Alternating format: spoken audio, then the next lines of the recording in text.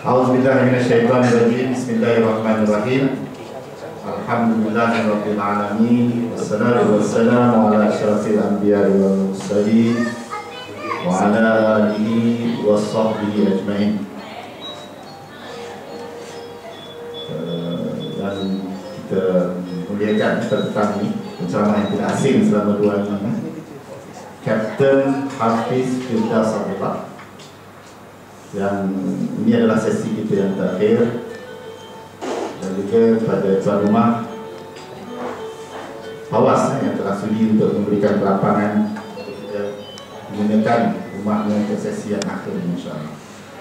Terlebih dahulu marilah kita bersama-sama memanjatkan setinggi-tinggi syukur kita kehadirat Allah Subhanahu wa Ta'ala kerana telah memberikan kita ruang yang begitu baik daripada hari Jumaat sehinggalah ke petang ini untuk menghadiri majlis ilmu yang telah disusun atur oleh MIM, Majlis Ilmu Maskat. Kalau kat Malaysia itu Malaysian Institute of Management, tapi kat Maskat ni Majlis Ilmu Maskat. Yang disebut oleh pengurusi pertama semalam majlis-majlis begini adalah Riyadul Jannah, taman-taman syurga. Kerana pada satu ketika dulu dalam satu hadis riwayat Tirmizi, hadis hasan, Rasulullah pernah bersabda ketika dia duduk dengan sahabat, beliau berkata, "Idza marartum bi riyadil jannah fattaqu." Dia kata, apabila kau melalui ataupun melepasi taman-taman syurga ini, fattaqu ni ada ulama mengatakan berzikirlah. Lepas tu sahabat bertanya, "Ya Rasulullah, wa ma riyadul jannah?" Rasulullah bersabda, ia adalah majalis ilmu. Jadi majlis-majlis ilmu macam ini sebenarnya kalau kita tengok kapten sebut semalam, dia adalah salah satu daripada elemen zikir kita. Zikir bukannya yang khusus, tapi zikir dalam arti kata yang sebenarnya untuk mengingati akan kebesaran Allah Subhanahu wa Ta'ala. Jadi kita harus memanfaatkan dengan sebaiknya. Dan dalam dalam kita melalui kehidupan harian kita ni memang kita perlu. Kita sibuk di tempat kerja, kita berjumpa dengan perkara yang tidak menyenangkan agama kita. Kita perlu mencari ruang-ruang seperti begini untuk kita duduk bersama-sama, reflection, self-reflection, mendengar peringatan supaya kalau kita sebelum ni off track sikit, kita kembali on track. Kalau kita buat projek tu, ini yang disebutkan checkpoint. Ini banyak engineer, jadi kita cakap bahasa engineer sikit. Checkpoint untuk kita tengok perjalanan kita baik ataupun tidak. Seperti yang pernah disebut oleh Allah Subhanahu wa Ta'ala, "Alam ya'ni lil ladzina amanu an tahsha'a qulubuhum bi dzikrillah." Belumkah tiba masanya orang mukmin itu untuk mereka tunduk dan khusyuk mengingati Allah Subhanahu wa Ta'ala. Jadi alhamdulillah kita bersyukur kepada MIM yang sentiasa menganjurkan program-program begini untuk memberikan kita peluang untuk cari checkpoint dalam perjalanan kehidupan kita di maskan ini. Jadi pada petang ini saya difahamkan topik dia santai. Santai pasal dia kata dah Kapten beritahu tadi dia banyak serius. So sekarang ni santai. Jadi pendekatan dia mungkinlah santai juga. Tapi dia bersekitar pada satu hadis yang panjang juga hadisnya, tapi saya ambil potongan awalnya yang menyifatkan di mana Allah Subhanahu wa Ta'ala menyukai dan adalah baik bagi orang yang mukmin yang kuat itu daripada mukmin yang dhaif. Kalau kita baca hadisnya, al-mu'minun qawi khairun wa ahabbu ila Allah minal qawi minal mu'minin minit dhaif, yang bermaksud panjang lagi hadis itu, tapi yang pendek yang atas nombor itu, mukmin yang kuat lebih baik dan lebih dicintai oleh Allah dibandingkan mukmin yang lemah. Hadis ini kalau kita tengok dari segi mesej dia ataupun pengajaran daripada hadis itu menceritakan kepada kita bagaimana pergabungan doa, harapan dan usaha itu perlu kita gabungkan dalam kita melalui kehidupan kita, ya, untuk kita mencapai apa yang kita ingin dalam kehidupan kita ini. Ialah pergabungan doa, usaha dan harapan itu perlu digabungkan, dijalin gabung dengan baik untuk kita melalui perjalanan hidup kita. Mungkin Kapten akan kupas lebih panjang. Dan di samping itu dia juga akan mengambil kesempatan untuk berkongsi, ya, pengalaman-pengalaman dia dalam konteks mengamalkan hadis ini dalam kehidupan dia. Itu topik dia, protas dari apa tadi? Dari bebas ke lapangan hadis, ya. Bagaimana mungkin insyaAllah, kerana dalam kita melalui kehidupan ini mencari teladan ini memang dianjurkan oleh Allah Subhanahu Wa Taala dan Rasulullah SAW, ya. Ayat yang famous kita dah disebut, ya. Katakan lakum fi Rasulillah uswatun hasanah, ya. Dalam konteks ayat ini Allah suruh kita mengambil Rasulullah sebagai teladan, tapi juga ulama mengambil pemahaman dari situ. Dalam kita nak melalui kehidupan kita ini, kita juga perlu mengambil teladan-teladan yang baik yang boleh kita jadikan panduan, ya. Jadi insyaAllah tanpa melengah masa, kita ada 45 minit hingga sejam penyampaian, dan lepas tu kita buka untuk persoalan-persoalan, pertanyaan-pertanyaan dan maklum balas tentang apa yang akan disampaikan oleh Kapten. Jadi dengan tanpa melengahkan masa, saya menyerahkan mic kepada Kapten.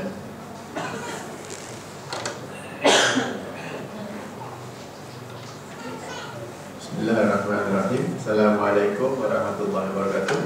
Terima kasih pengurusi majlis. Saya dengar-dengar tu sambil-sambil dalam hati, tak apalah cakap tu lah, alang-alang baca hadis tu, boleh saya relax. Main-main je. Alang-alang dah start baca hadis tu, sama lah ingat Namid dah bagi. Okey, alhamdulillah sampai kita ke siri ataupun kuliah yang ke-6. On the way tadi, sembang-sembang dengan Brother Anwar, dia cerita lah sebelum ni biasa panggil-panggil every 2 months. Tapi panggil penceramah ni tak ada yang 2 kuliah, 3, paling-paling banyak 4. Brother Hafiz 6. Saya, oh, you all torture lah yang habis lah. Saya paling banyak, aduh. Tapi sambil-sambil tu fikir tak apa. Saya nak sampaikan hadis hari ni, hadis motivasi tentang mukmin yang kuat. Dan saya kena jadi mukmin yang kuat tadi. Okey.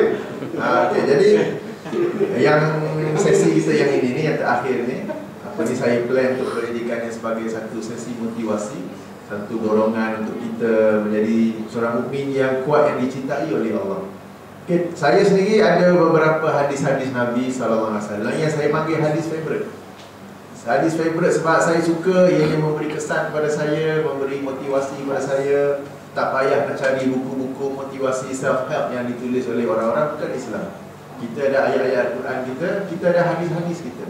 Hanya kita tak buka ataupun tak beli lagi kita hadis itu. Ya. Jadi hadis yang saya nak sampaikan ni hadis riwayat Imam Muslim. Saya yakin ramai juga yang kemungkinan besar sudah mendengarnya. Tapi tak apa, kita dengar sekali lagi dan sama-sama kita mengupasnya dan merenung. Okey. Hadis yang bermaksud Rasulullah SAW bersabda, seorang mukmin yang kuat adalah baik dan lebih dicintai oleh Allah berbanding mukmin yang lemah. Okey, pada setiap orang itu ada kebaikan, lalu apa kata, bersungguh-sungguhlah atas apa yang bermanfaat bagi kamu dan mohonlah pertolongan Allah, serta janganlah putus asa, janganlah give up. Apabila sesuatu musibah atau perkara yang kita tidak suka jatuh atas kita, menimpa kita, maka janganlah pula berkata seandainya aku buat sekian-sekian, seandainya aku buat sekian-sekian. Akan tetapi berkatalah qadarallahu wa ma syaa fa'ala. Takdir Allah, apa yang Allah tentukan pasti fa'ala, akan dia lakukan. Okay, kerana berkata kalaulah aku buat ni, kalaulah aku buat itu, sebenarnya membuka pintu syaitan. Ya, ini hadis riwayat Imam Muslim. Jadi mari kita lihat sini. Seorang mukmin yang kuat lebih baik, lebih dicintai oleh Allah berbanding mukmin yang lemah.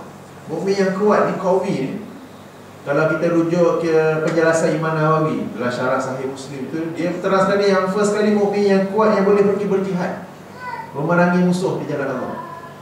Bukan musuh jalan Allah, memerangi musuh. Kita berjihad di jalan Allah, memerangi musuh, orang-orang yang menindas kita apa semua tu. Lagi apa cerita dia kuat? Kuat dari sudut orang yang kuat fizikalnya untuk beribadah, banyak beribadah kepada Allah. Jangan sekejap lagi azan asalnya Allah ada osteoporosis, tak bangun pergi semayang lah tu dia. Baru 40 umur, nampak muka macam 50. Kan bangun-bangun semua sakit. Ajak main golf, boleh.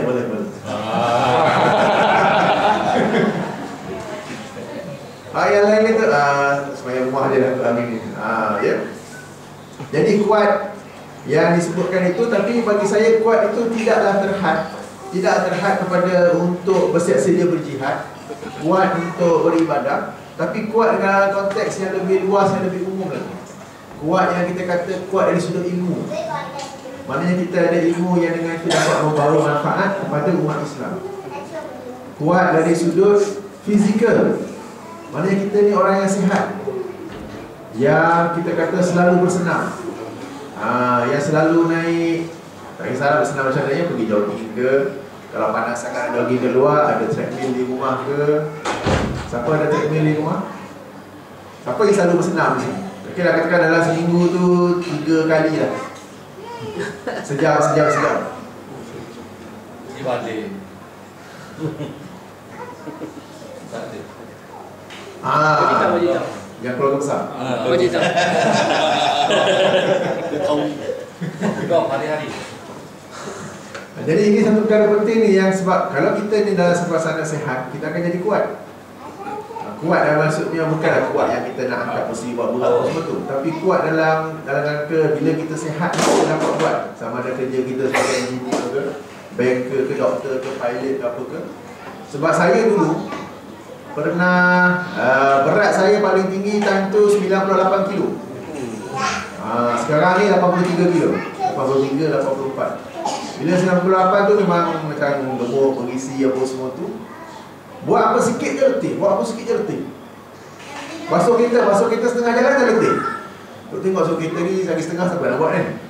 Takkan sambung besok pula. Okey, jadi saya mengambil inisiatif berusaha untuk menurunkan berat badan, supaya dalam BMI punya schedule masuk dalam schedule tu, dan duduk tengah-tengah, janganlah pergi jauh ke sana tu. Itu border dah masuk office tu.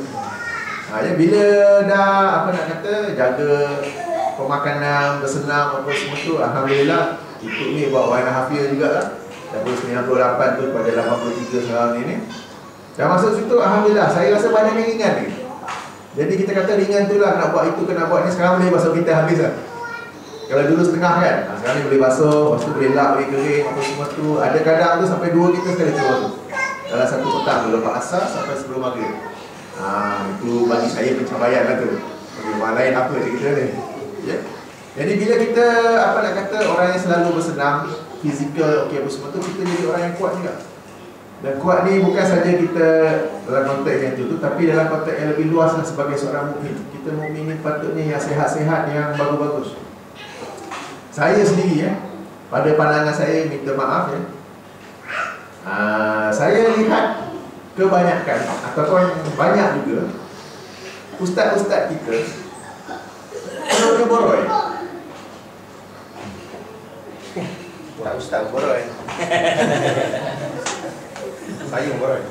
Okeylah, mungkin yang tak ustaz dia tak tahu hadis ni. Tapi ustaz-ustaz ni sepatutnya memberi cerminan, memberi teladan yang bagus dari sudut fizikal. Maknanya datang nampak sihat, Allah apa gitu ke. Tapi semuanya macam boroi dan gemuk. Dan nampak macam physically unfit. Kenapa pula pernah kena physically unfit? Because bila seseorang itu mengamalkan ajaran Islam, dia akan tahu yang dia tidak, kegemukan itu bukanlah sesuatu yang bagus. Tentang bab makanan misalnya, dalam hadis Sunan Tirmizi, Rasulullah SAW bersabda, tidaklah Bani Adam meletakkan sesuatu yang lebih teruk, melainkan makanan yang diletakkan dalam perutnya. Okey, makanlah sekadar untuk meluruskan tulang-tulang kamu. Jika perlu nak makan lagi je, jika perlu makanlah sekadar 1/3 makanan. Isi dalam perut kamu 1/3 makanan, 1/3 air, minuman, dan 1/3 udara. Ada extra space kat situ. Bila saya dah makan, berapa ramai di antara kita yang mengamalkan ajaran Islam? Sebab kita kata kita tak ikut sunnah. Jangan yang sunnah tu hanya dalam bab-bab terpilih saja, tapi dalam bab ni tidak diikuti pula.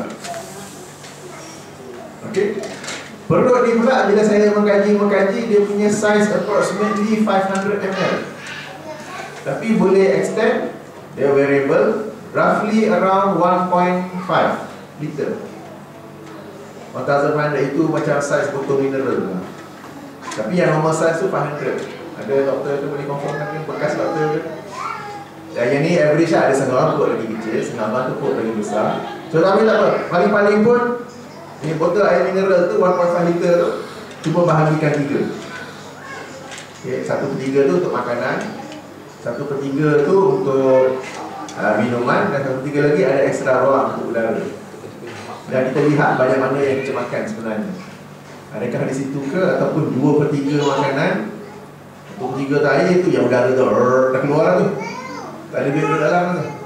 Ini satu contoh daripada ajaran Islam yang Rasulullah SAW pesan kepada kita untuk kita ikut.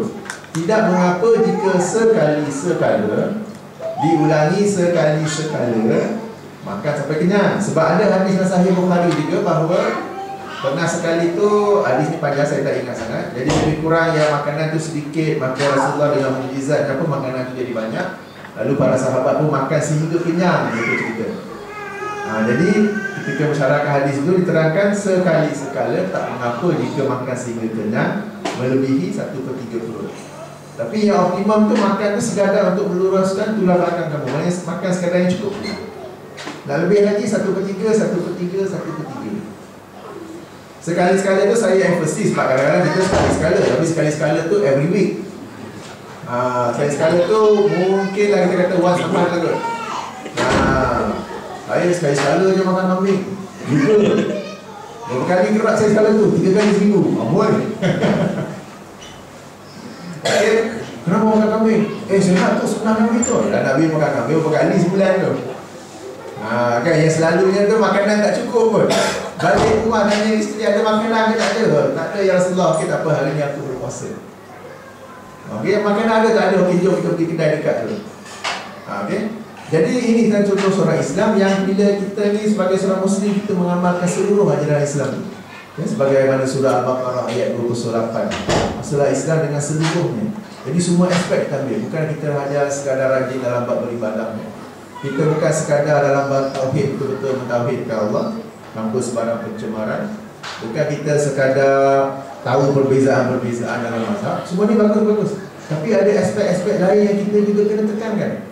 Macam tadi pagi kita sentuh, kenapa orang Islam ambil wuduk dalam toilet kapal terbang tu habis banjir tu? Apakah Islam tidak mengajar kebersihan? Ini satu contoh. Ada perkara kecil je. Itulah perkara-perkara yang non-Muslim tengok, dia pun rasa tak berminat dengan Islam. Tengok orang Islam macam ni. Saya sendiri dulu-dulu bila mula nak jinak-jinak dengan agama tu yang yalah sebelum tu jarang pergi dengar kuliah.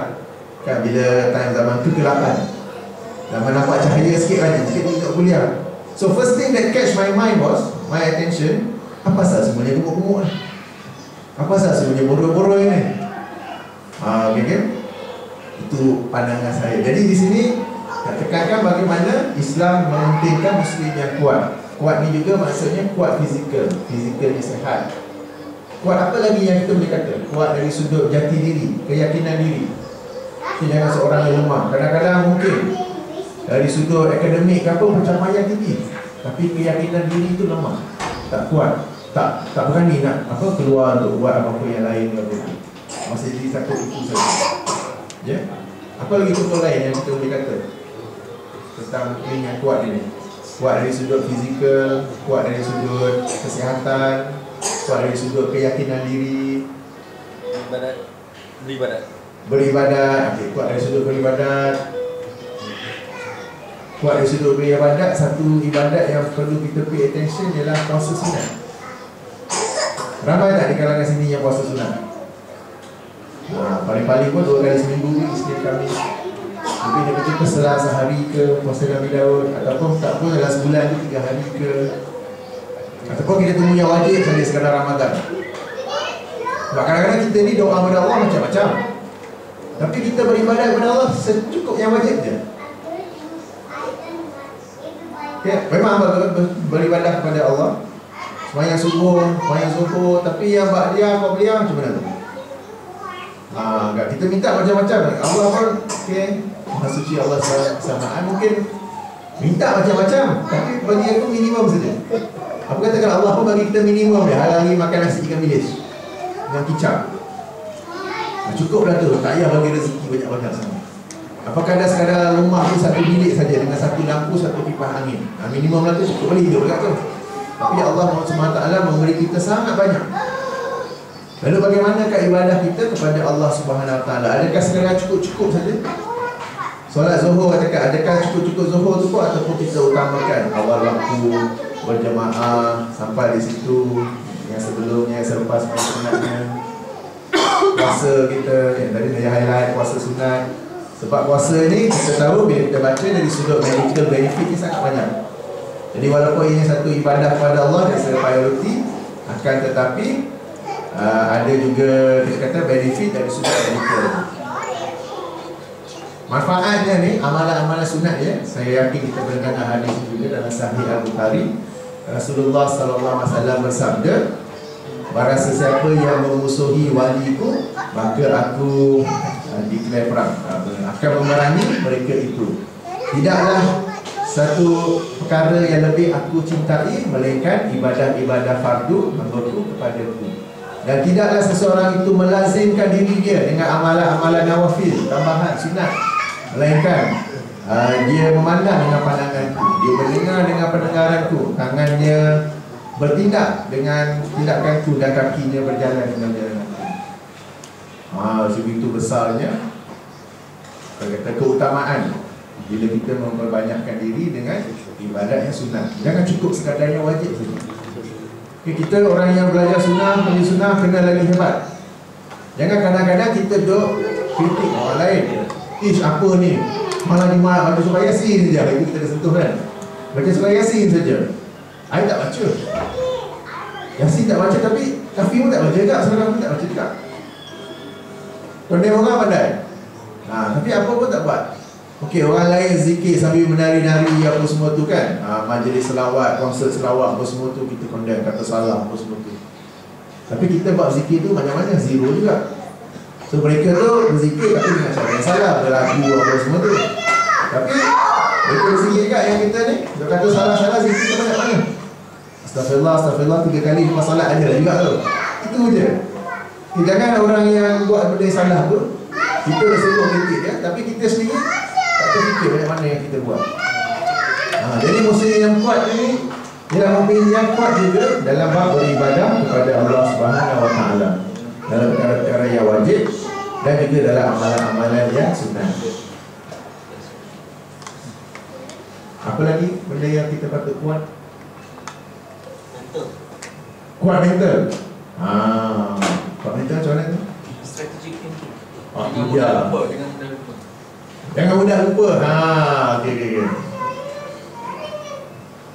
Kuat juga beri kuliah 6 kali ke? Okey, jadi kuat dalam pelbagai sense lah sebenarnya ya. Okey, sekarang ni nak jadi kuat ni, what is our sense of motivation? Apa sumber motivasi kita untuk nak jadi kuat ni?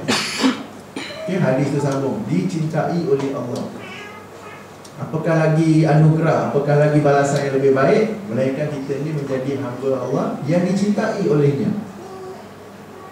Tapi Allah nak cinta macam mana tu? Allah nak cinta hamba yang kuat. Kuat dalam semua aspek yang kita sentuh tadi tu. Jadi that should be our source of inspiration, our source of motivation. Bukan kerana nak gaji ke, bukan kerana nak pangkat ke, bukan apa, tapi kerana Allah, kerana hendak dicintai oleh Allah. Jadi berdasarkan hadis ni, ayo jom kita menjadi seorang mukmin yang kuat. Bukan mukmin yang biasa-biasa, bukan mukmin yang on the average, kuat dalam segala aspek. Tapi sebagai apa dia? Menjadi seorang mukmin yang dicintai oleh Allah Subhanahu Wa Taala. That's the first part of the hadis. Lepas tu disambungkan lagi. Pada setiap sesuatu itu ada kebaikannya, maka berusahalah atas apa yang bermanfaat bagi kamu. Wa fi kulli khairin. Apa nak kata? Setiap orang ni ada, kita kata, keistimewaan masing-masing. Setiap orang ni ada, kita panggil bakat tersembunyi. Kita kena ingat ya, kalau saya bercakap berdasarkan di Malaysia, sistem peperiksaan. Orang yang pandai hafal dapat keputusan yang baik. Dia dianggap orang yang cemerlang. Orang yang tak pandai menghafal, result yang semua tak bagus, he's a failure, she's a failure. Terus kena reject. Padahal dia mungkin tak pandai dalam bab exam, tapi dia pandai dalam bab lain. Dia kadang-kadang orang itu pandai dalam bab yang teknikal, tapi sayang sekali di Malaysia, orang yang bab teknikal pandai sikit apa ke, dia hantar ke sekolah vocational, dia anggap sekolah third grade ke apa ke, yang tak pandai ke apa ke. Okey? Sebab di Malaysia, dia punya satu ukurannya itu je. You pandai SL, saya tak punya satu PMR, SKM, PMR, PT3. PT3. PTPN. Okey. Okey, dengan PT3, dengan SPM, itu dia punya guideline, itu kayu ukur dia untuk ukur orang tu cemerlang ataupun tidak. Kalau dia dapat banyak A tu cemerlang lah tu. Kalau yang kurang tu tak cemerlang lah tu. Itu dia one guideline je. Satu je kayu ukurnya tu. Padahal seseorang tu mungkin dia bijak dalam hal lain, dia bagus dalam bab lain, tapi bakat tu tidak dapat diukur. Dan yang lagi sedih ni pula, yang parents pun kebanyakan dia ukur anak dia tu pandai tak pandai, cemerlang tak cemerlang dengan result SPM itu. Anak yang dapat kadang-kadang sekarang sampai berbelas-belas A tau. Berbelas-belas A itulah yang disayangi, yang super ekstra. Dapat hadiah iPhone 6. Anak yang dapat 1A je, lepas tu B, C, D, E apa semua tu, pergi public phone lagi cari. Okey? Padahal anak tu ya, dalam bab itu mungkin tak pandai, tapi dia pandai dalam bab lain. Yang kita belum mencari apa kepandaiannya itu. Sebab itu kalau kita mengkaji tentang orang-orang, tokoh-tokoh yang berjaya di dunia ini, kebanyakan mereka, bukan kebanyakan, sebahagian daripada mereka tu yang jenis fail sekolah, flunk out from university apa semua tu. Tapi mereka berjaya juga sebab mereka ada bakat-bakat yang lain. Jadi kita kena mula tukar kita punya perspektif apa tu. Yang cemerlang tu kalau dia dapat banyak dia yang tak bagus. Yang anak yang ini ni buat slow sikit tak apa. Mungkin dia pandai dalam bab lain ke. Okey. Apa nak kata, satu cerita pengalamannya, saya di sana tu kalau nak tukar tayar kereta ke apa ke, pergi satu kedai Cina. Di belakang Sunway Pyramid, Hapsul Tayar. Okay. Dia ni, kedai dia sangat besar, 3 kedai sekali buka. Tayar semua stok simpan atas. Sebab bila pakai kereta special sikit, alhamdulillah, tayar pun size tu pergi cari memang tak jumpa. So kalau dia ada simpan tayar size macam tu. Saya boleh pilih lagi nak bunga ni apa begitu. Jadi senang dia pilih, tawar-tawar harga, memang mahal lah. Dah pakai. So ada sekali tu saya pergi tengok, pergi masuk office dia nak kenal dah lama dah. Tengok dia punya sijil. Dia dulu sekolah latihan vocational apa, tak tapi di China lah. Sekolah latihan vocational apa-apa, kursus bengkel tayar. Saya tengok, ini ni you pergi kursus ni dengan berapa orang? You seorang yang buka mesti yang berjaya. Tapi tengok orang kedai tayar pun, tapi memang apa nak kita pakai kereta pun memang canggih, Range Rover juga.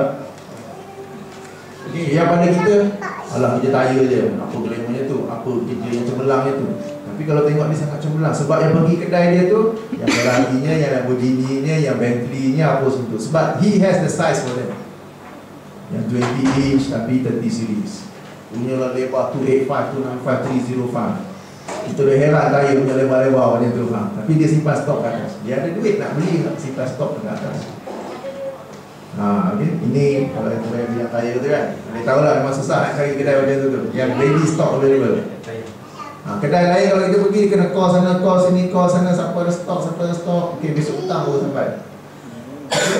Tapi dia ni sekolah vocational juga, latihan training juga, bengkel-bengkel biasa je untuk dia jadi technician tayar. Itu dia qualification dia. Lain qualification dia tak ada lah.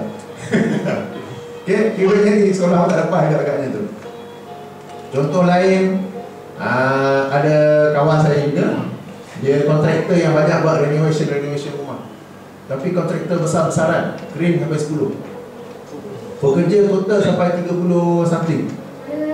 Okay, half-half. Ada yang Indonesian, ada yang Bangladesh semua. Okay, memang big time nya lah. Cakap English tak pandai. Sebab ada sekali tu saya minta dia lah buat renovation rumah apa semua tu, saya tulis check kat dia. Okay, RM10,000, tapi yang bagian buat tu RM10,000. Ini apa? RM10,000 lah ni, RM10,000. Oh, okay. You don't understand English? Itu apa? Dia tak faham English langsung. Tapi big time ni orang. Okay, big time ni orang. Lori punya banyak, crane tau, crane sampai 10. Yang lori-lori yang sekadar buat semua tu banyak lagi tu. Okay. Di sini sebagai contoh lah, ada orang-orang yang bila saya tengok cara dia tu macam dia tak lepas sebelah lah ni. Saya ada satu lagi contoh, contoh last lah ni.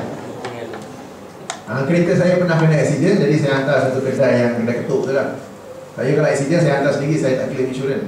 Sebab insurans tu lama, siap, lepas tu buat kerja tak betul apa semua. Ini kita hantar, kita sendiri pergi situ tengok 2-3 hari siap. 55% dalam insurans tu kita maintain. Okay, itu pandangan saya je lah. Tapi kedai tu dah apa siap apa semua tu, dia minta dekat RM700 sampai kadang lah. Saya bagi dia duit, dia panggil pekerja Bangla dia, disuruh Bangla dia kira. Lepas tu disuruh Bangla tu yang tulis receipt. Saya tengok-tengok, Mamat ni tak kira ke? Big time business juga tu. Semua kedai kita yang accident apa yang kena ketuk, kena cat balik apa dia buat tu. Bagi duit tak tahu kira. Receipt tak tahu tulis. Yang orang Bangladesh dia tahu yang datang Malaysia tu kadang-kadang educated ke tu lah, dia tinggi apa, degree apa semua tu kan. Ini satu contohnya. Dia di mana sistem persekolahan dia mungkin tak berjaya, tapi dia berjaya dalam bidang yang lain. Yang kalau kita tengok bisnes-bisnes ni besar-besar, tapi benda basic-basic tak tahu. Kadang-kadang illiterate ke, tak tahu English, tak tahu kira, tak tahu tulis receipt. Dah dapat tu kan, bos tak tahu tulis, dia tak tahu kira, tak tahu tulis. Wah, okay, ini sebagai contoh ya. Jadi setiap orang ada, kita kata keistimewaan dia, ada bakatnya sendiri. Saya sendiri kalau nak ikut zaman sekolah saya, dengan keputusan SPM saya, keputusan SPM yang saya tak simpan, buang terus. Sebab orang simpan kan, letak dalam CJ apa, dalam file ke apa ke, ada banyak A ke apa ke. Kita duduk suruh anak belajar. Anak kadang boleh tanya, apa dulu SPM macam mana? Yang lepas tu dah layu. Bukan semua inspirasi nak cerita. Alhamdulillah kerja pilot ni dia tak nak orang yang banyak A. Dia tak nak orang yang banyak A. Alhamdulillah saya pun minat pilot. Bila dapat tahu pula masa zaman saya dulu nak kredit in English, bahasa, physics and modern maths. Sekadar C tu ada lah tu. Kalau Maths tu dia F maksudnya. Sebab saya jawab satu soalan tu, wah. Lain semua tengok tak kerti. Okey, jadi Alhamdulillah bidang saya ni dia tak nak banyak AA. Jadi okey lah, pergi interview lah. Adalah dipanggil dengan test-test apa semua tu. Okey. Dan Alhamdulillah dapat jadi pilot sampai sekarang. Tapi memang betul sebab kadang-kadang ada juga dia orang ambil. Sebab saya juga buat training untuk pilot apa semua tu. Dan seriously saya dapati pilot yang banyak A tu bila zaman sekolah dia tu. Jadi sebelum jadi pilot tak pandai sangat. Dia punya hand coordination apa semua tu, psychomotor skill ke apa ke, runway kat sini ke mana. Fikir pergi mana ke? Runway kat situ.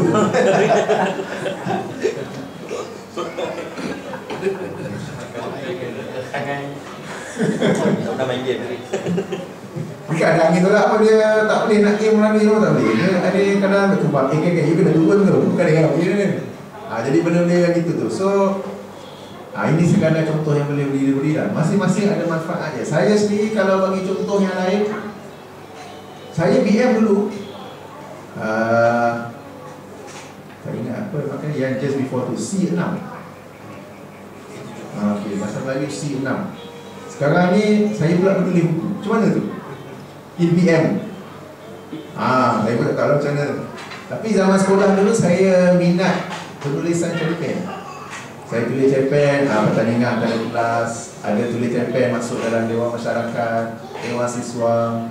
Tapi dalam peperiksaan SPM tu dah mungkin karangan tu dapat markah kot, yang lain-lain tu tak dapat markah bagus satu. Tapi alhamdulillah berdasarkan bakat boleh menulis tu, saya kembangkan daripada duk tulis cerita-cerita tu je, saya tulis buku-buku agama. Jadi sampai sekarang tu saya dapat menulis, alhamdulillah, dapat menyunting juga buku orang-orang lain, co-author ke buku lain, menulis artikel-artikel apa semua tu. So saya ni dalam bidang penulisan saya pada zaman sekolah tak ada pula yang nak memberi motivasi, yang nak menonjolkannya ataupun menimbulkannya. Dia lebih pada minat sendiri saja. Suka-suka tulis apa, tak apa, hantar jalan Dewan Masyarakat, dia tengok keluar. Hantar jalan Dewan Siswa, tengok diterima dan disiarkan. Tapi tidak diberi perhatian oleh guru ke, parents ke apa ke sebelum itu. Jadi alhamdulillah dengan inisiatif sendiri ke apa ke, rasa-rasa boleh menulis. Instead of tulis cerita-cerita dia, main tulis buku agama. Jadi ini mungkin bagi saya. Bagi orang lain mungkin ada masing-masing ada bakat tersembunyi yang ya sekarang ni pun ada dalam bidang masing-masing, engineer, banking, medicine ke apa ke semua tu. Tapi mungkin ada juga bakat lain yang masih tersembunyi. Mungkin ada bakat boleh hafal hadis, tak pernah try pun sebelum ni. Tak boleh kot. Setengah orang tu dia baca hadis 40 Imam Nawawi, hari pertama, hari kedua, ketiga, keempat. Tanya mana hari pertama, dia boleh jawab, dia boleh cerita balik semua. Riwayat siapa, dia boleh cerita Imam Bukhari.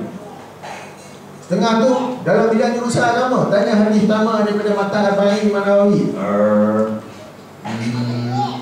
Tak tahu. Okey. Kita tak tahu kan bakat kita tu macam mana. Setengah orang tu dia punya daya ingatan kuat, dia boleh tahu nama-nama perawi. Boleh lain sekali dengan untuk sebut hadis boleh ingat satu riwayat, sebut hadis boleh ingat satu riwayat. Saya dulu zaman muda-muda suka dengar lagu. Lepas tu suka main game dengan kawan-kawan apa ke, bila dengar radio tu. Kan dulu radio CD apa ada. Dengar lagu dia, siapa cepat boleh sebut siapa nama penyanyi, apa nama album dia, apa nama kaset dia, apa nama lagu dia.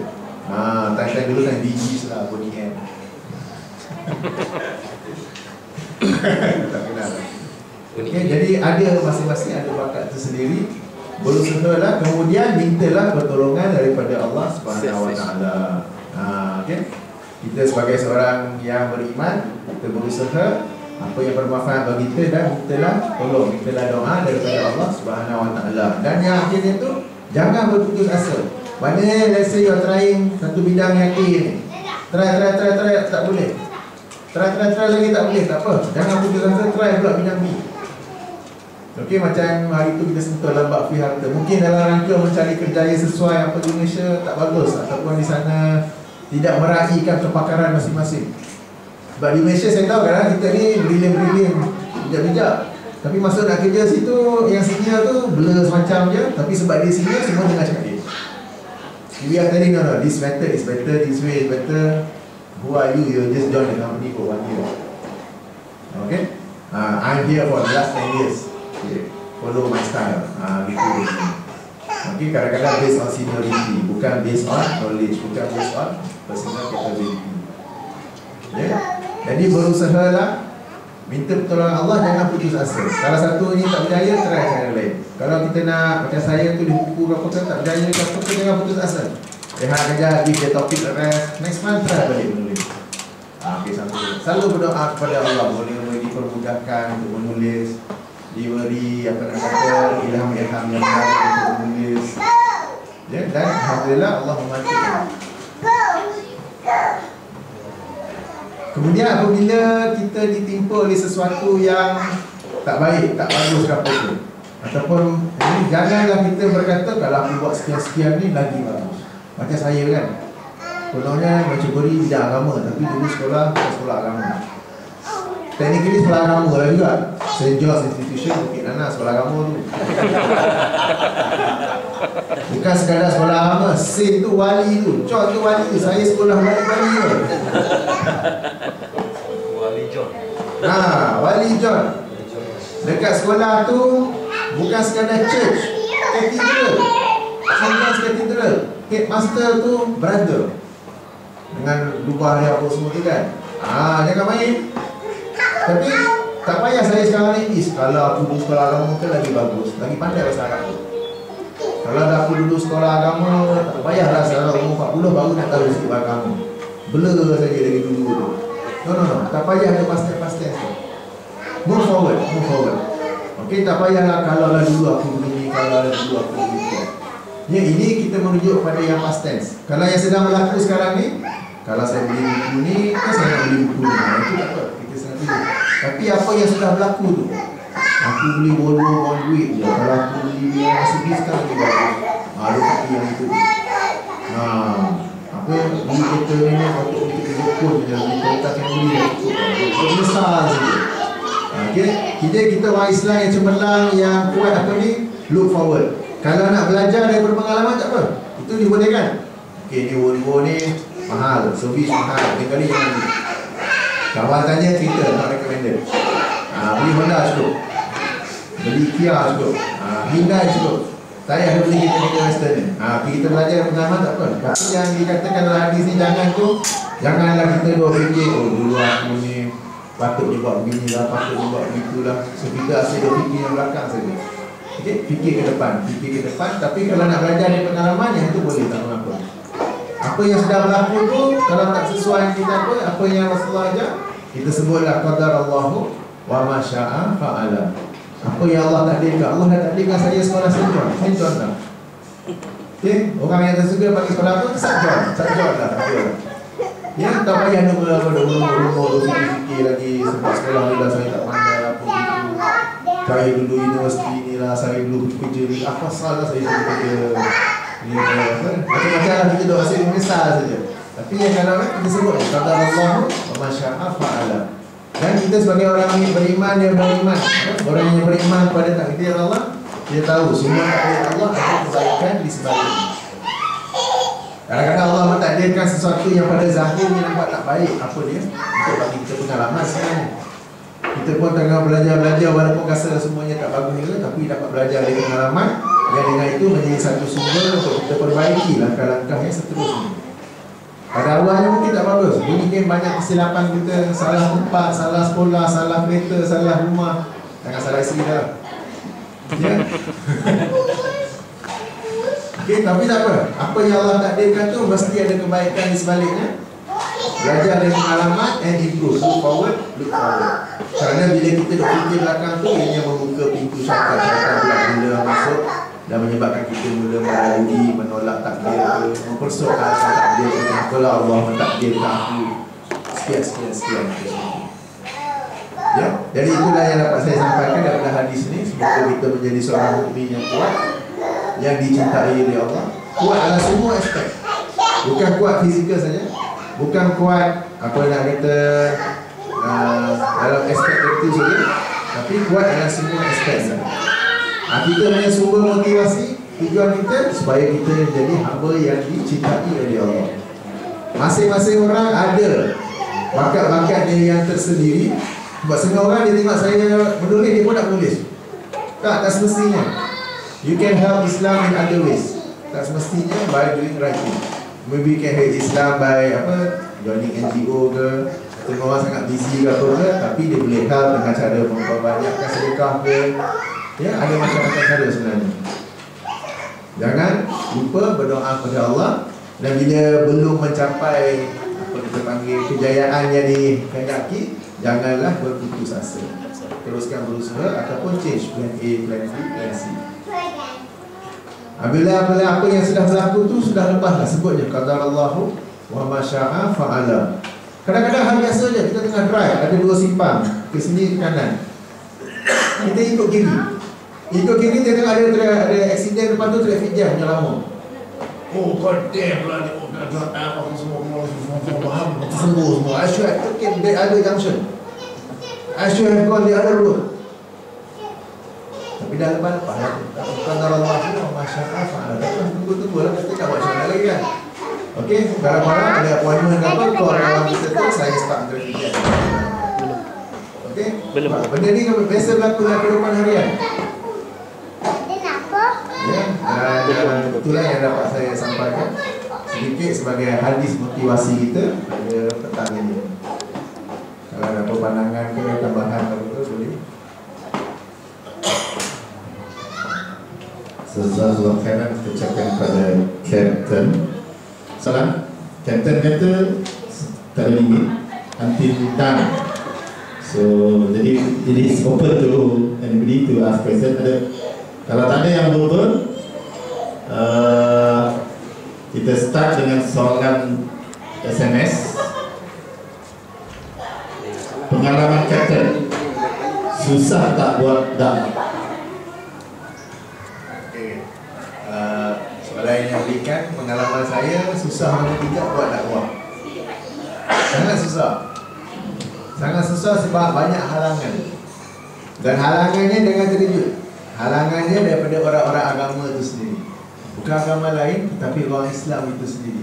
Sebab saya ni mengganggu teritori mereka. Saya mengganggu wilayah mereka. Orang yang bagi saya sokongan dulu, agak-agaknya boleh kira sebelah jari saja. Ustaz Dr. Abdullah Yassin, Dr. Mazhar, Dr. Mazli. Habis yang 3 jari pada ni. Yang lain tu condemn, marah, buat fitnah, apa nak kata, macam-macam yang lain lah. Jadi yang kita kata santai rasa down juga. Tapi tak apa, sebab saya berdakwah bukan untuk mendapatkan pengiktirafan mereka, tapi berdakwah menyebarkan ilmu kerana Allah dan kerana saya nak menyebarkan ilmu. Okey, bukan kerana untuk memuaskan hati mereka. Kenapa mereka tak puas hati, saya tak pasti. Sebab bila saya tulis buku, saya letak email dan saya letak SMS, apa ni, handphone number. Okay. Ramai yang bila kita tulis tu yang bagi positif komen pun ada, negatif komen pun ada. Negatif komen tu ada yang menjadi bagus, ada yang kata you tulis ni hukum berdasarkan ni, tetapi ayat tu sebenarnya Ibnu Katsir sebutlah tafsirnya sekian apa semua tu yang kita pun dapat manfaat. Lain kali berhati-hatilah sebelum tulis. Tak apa lain nak condemn sikit, tapi kita dapat manfaat di situ. Cetakan seterusnya saya betulkannya. Ataupun sekarang ini dalam website saya hafizullah.com ada satu point ataupun satu link tu senarai ralat. Apa-apa pembetulan saya letak situ terus. Sebab kadang-kadang kalau kita nak tunggu masuk new print, kemudian publisher pula nak print yang new version with the correction tu, agak lambat. Benda ni benda agama, kita nak buat serta-merta. So ada dekat situ, bila klik ada buku ini, bab ini, kesalahan ini, pembetulan sekian-sekian. Buku ini, kadang-kadang salah terjemah ke, terjemahan hadis saya tak betul, hadisnya teks Arab begini, terjemahannya begini. Ada orang hantar feedback, translation yang sebetulnya begini. Lain kali belajar bahasa Arab dulu, dia lagi sikit. Tak apa, kita terima. Kan kita dah hantar bawahannya, hantar kita tak boleh. Okay, itu kita kata walaupun dalam bentuk negatif still manfaat bagi saya. Akan tetapi ada kritik-kritik lain yang apa, janganlah kamu menyebut adalah bidah agama, ini adalah bidah para ulama, kami telah berguru sekian-sekian. Dah habis tu bawah tu di title sekian-sekian tu apa director fakulti sekian bersyarah apa tu panjang title. Agaknya kita nak takut lah kalau dia tengok tu. Lagi kita hilang respect. Apa cerita ni? Okay, keluar pula yang lain pula bagi bantahan, jangan nak sibuk menulis lah apa semua tu. Tapi yakin mungkin je. Ini mereka yang, sebab bila dalam penulisan buku ni kaedahnya ialah tulis saja dulu, sebab Jakim dah bagi guideline kepada penerbit jangan terbit buku yang apa sekian-sekian apa ke. Kemudian prosedurnya kalau buku tu salah ke apa ke, buat laporan kepada Jakim akan semak. Jika ternyata buku itu salah ke apa ke, Jakim akan menghubungi penulis untuk suruh betulkan. Ataupun kalau kesalahan banyak sangat, Jakim tak ada kuasa, dia kena kontak KDN, Kementerian Dalam Negeri, dan KDN yang ada kuasa untuk kita panggil GAM ataupun ban buku tersebut. Jadi alhamdulillah ada satu dua orang yang komplain tentang buku saya. Pelik sikit, macam salah satu buku saya ialah menangani persoalan doa kunut, dibaca ataupun tidak.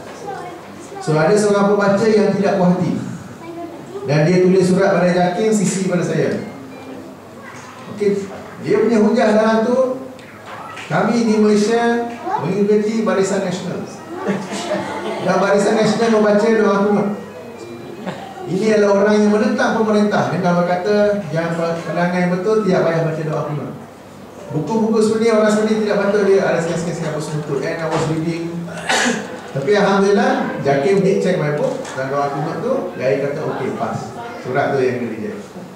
Ini sebagai contoh. Tapi apa nak kata, kalau nak kata halangan dakwah, halangan paling utama ialah sad to say daripada orang-orang agama di sini. Saya tak tahu lah mereka terasa diri mereka tergugat ke apa ke, jadi mereka inilah yang banyak menghalang. Ada segelintir yang banyak memberi motivasi, suka nak menolong, nak tolong proofread ke, dia orang baca, dia orang bagi feedback apa ke. Itulah sedikit apa kata halangan untuk sekarang dakwah ini. Ya, ada soalan dari Muslim. Silakan. Soalan lanjutan hantar SMS lambat. Sebenarnya soalan tu lanjutan daripada topik yang tergoda, short term model. So soalan dia is that dekat Malaysia sangat famous tauhid asma sifat asal perbincangan. And then di Malaysia sangat famous tentang sifat 20. So and then sifat 20 yang mustahil and all that. So adakah sifat 20 itu pakar hati tauhid asma wa sifat?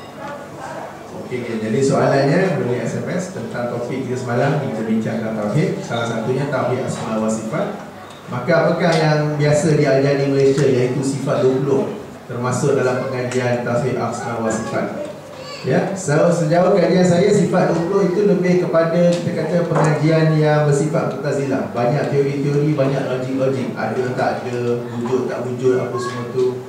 Yang pentingnya apakah tauhid itu dapat, tauhid sifat 20 itu dapat membawa seseorang itu mengenal Allah dan mentauhidkan Allah dengan cara yang betul. Apakah sifat 20 dapat menghalang seseorang itu daripada mensyirikkan Allah dengan cara tangkal, jampi-jampian, kepercayaan kepada horoskop, kepercayaan kepada apa ni, yang macam-macam lain yang mencemari syirik. Sebab kalau sifat 20 tu yang telah diajar sekian lama di Malaysia, di hampir semua Malaysia, kalau pengajarannya betul, orang tak pergi jumpa dah. Beg hilang, phone hilang, pergi jumpa bomoh. So cari mana betul. Ya, kalau apa nak kata, macam hari tu kita discuss, buka majalah, buka surat khabar, buka website, baca ini bintang Libra, bintang Cancer, bintang itu, bintang ini, apa semua. Maknanya sifat 20 itu tidak berkesan dalam rangka mengajar umat Islam di Malaysia untuk benar-benar mentauhidkan Allah dan menjauhinya. Dan sifat 20 itu dalam banyak-banyak tu, sebahagian besar daripadanya tidak berasal daripada Al-Quran dan Hadis. Bila berbeza bila kita bincang tentang tauhid rububiyah, tauhid asma wa sifat, tauhid uluhiyah, ada dalil-dalilnya, bukan tak payah dicari, dalam surah Al-Fatihah itu sendiri ada. Macam itu saya lupa sebut tauhid uluhiyah. Kita baca dalam surah Al-Fatihah, iyyaka na'budu wa iyyaka nasta'in. Pada kamu sajalah kami, dekat saja kami minta pertolongan. Itu tauhid uluhiyah. Jadi sifat 20 bukan yang kata, kalau ada orang belajar tu dia rasa ada manfaat untuk dirinya, silakan. Tapi yang lebih efektif dalam kita nak belajar rangka mentauhid ke Allah ialah dari segi apa? Tauhid rububiyah, tauhid asma wa sifat dan juga tauhid uluhiyah. Ada lagi? Ada SMS? Dia baca kan? Ada yang awal siap. Okey. Baca kan? Okey, baca sikit. Okay, ada orang yang amalan wajib tidak sempurna. Contoh, kadang-kadang tidak solat cukup 5 waktu. Contohnya subuh, mana tak solat subuh. Tetapi dalam masa yang sama mahu mengamalkan ibadah sunat. Contohnya solat sunat duha. Mohon pandangan. Okey. So macam ni yang wajib tak buat tapi nak buat yang sunat. Maksudnya yang tadi contoh tadi, subuh tak sembahyang, tapi solat duha pukul 10 nak sembahyang. Okey. Jadi kita kena betulkannya. Apa nak kata, yang wajib itu sendiri. The very, apa kita kata, the basic dia kena buat dulu. Dalam satu hadisnya riwayat Imam Bukhari, Nabi SAW bersabda, barang siapa yang tidak solat asar, maka terhapuslah amalan-amalannya. Di solat asar terhapus amalan-amalannya itu. So macam mana ni? Dia tak sembahyang subuh, lepas sembahyang duha. Dia sembahyang duha ni jadi zero juga. Sebab yang wajib subuh ni tak buat. Okey, jadi kita kena beri peringatan, pembetulan kepada orang tu. Yang wajib tu dulu kena buat. Dia kena bagi dia motivasi, kena bagi dia kesedaran. Okay, sebab kalau dia nak sembahyang, kemudian nak pula yang buat duha yang sunat itu, maknanya kesedaran nak sembahyang tu dah ada lah. Tapi mungkin kita kata lembab sangat nak bangun pagi ke, asyik tidur lewat malam sampai tak boleh bangun pagi ke. Ya, jadi perlu dibetulkan sembahyang 5 waktu kali sehari itu yang paling penting. Yang wajib dibuat sebagai syarat untuk diterima amalan-amalan sunat yang lain. Ada lagi soalan SMS ya? Okay. Tiga, saya baca kata tiga ni. How do we stay happy when our parents lecture us about them being disappointed in us? Motivasi. Kita tanah.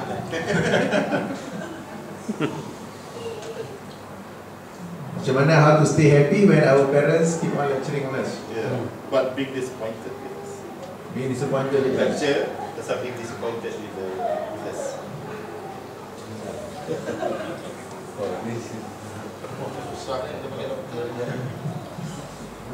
Try to talk to your parents. Let's say now your parents is disappointed with you with your exam results.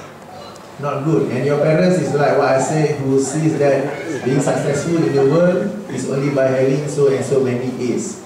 So and so good result in your paper exam. Alright, and you are not interested, but you are more interested in something else.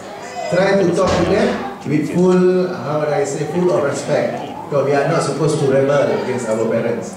We are supposed to do good to them, talk nicely to them, and try to convince them that, Mom, I am not good in memorizing history.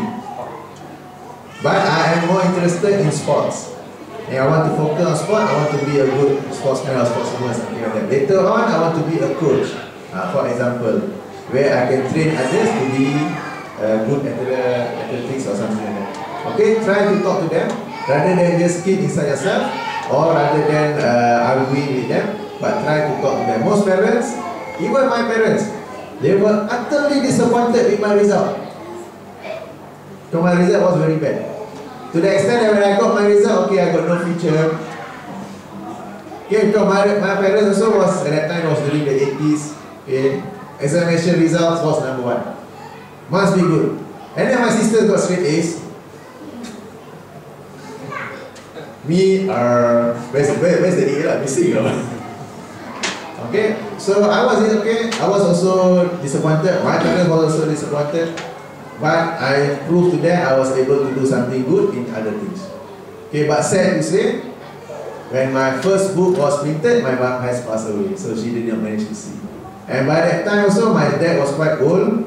His eyesight wasn't that good, so he was happy to hold my book, but he couldn't read what I wrote. So I explained to him what I wrote inside that book. Okay, so they were not able. I think by that time, now I have written so many books, but also my father has passed away. He doesn't know that now I give lecture. He will be really surprised. Now I give lecture to this, that university or something like that. I come all the way here. Okay, but of course they are our parents. We must always respect them. Always try to talk good to them. Next question. Kita selang sekali ya. Kalau ada verbal, kita bagi verbal dulu, then we go back to the SMS. Pada biodata Captain, saya tengok tak ada basic bahasa Arab. Jadi, and then to the end we actually dah conquer bahasa Arab punya understanding. Okay, so boleh share macam mana actually you belajar and then apa tips. Okay, pengalaman saya belajar bahasa Arab. Bila dia kata dah conquer bahasa Arab, salah tu. Itu terlebih tu. Masih merangkak-rangkak dalam bahasa Arab. Ataupun macam saya kata dulu, yes or no, do you know Arabic? No, I'm still learning Arabic. Because Arabic is such a rich language, especially when you're reading the books of our scholars. Okay, Imam Shafi'i, Ibn Hajar, Imam Nawawi, their level of Arabic is very high. Okay, slower to read. Okay, what's my experience reading Arabic? Is it okay I talk English so that our brother can have the benefit? So also English is knowledge. Okay. Because I'm a pilot in Malaysia Airlines, and suddenly I go into this religion field, so they were. It's a very good combination. Okay, alhamdulillah, inshallah. So I started to learn Arabic after I bought my first Arabic book, which is Musnad Ahmad. I bought it 20 volumes. Tahqiq Syekh Ahmad Shakir. I don't understand it, but it is my motivation to read. Then of course I didn't know what it is. I can read the numbers, number 1, number 2, number 3. Other than I don't understand. So I try to look for teachers who can teach me Arabic. Okay, but at that time, because I'm a pilot, I have my own schedule.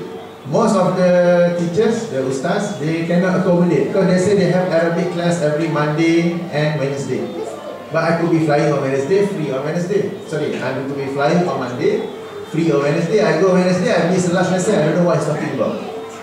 Okay, so I tried to find a few, and then I changed teachers quite many times. One reason is that I cannot follow their schedule. Number two, they teach Arabic, the common Arabic, just to talk among each other. Okay, I want to read the books, the kitabs. And then the second experience that I found, which is quite surprising, is sometimes I still force myself to read tafsir, Qutubi, word by word. But then certain paragraphs, certain sentences I couldn't understand. When I have the opportunity with that Ustaz, I bring that book to him. Ustaz, I'm trying to read the explanation of this ayat, this particular paragraph I couldn't understand. Can you please explain to him? Surprisingly, he couldn't understand it. He was looking at it, you should ask the scholar of tafsir. I don't know. So I was a bit surprised. Okay, memang I changed teacher. Same thing, so I was reading some hadith I couldn't understand from Fathul Bari.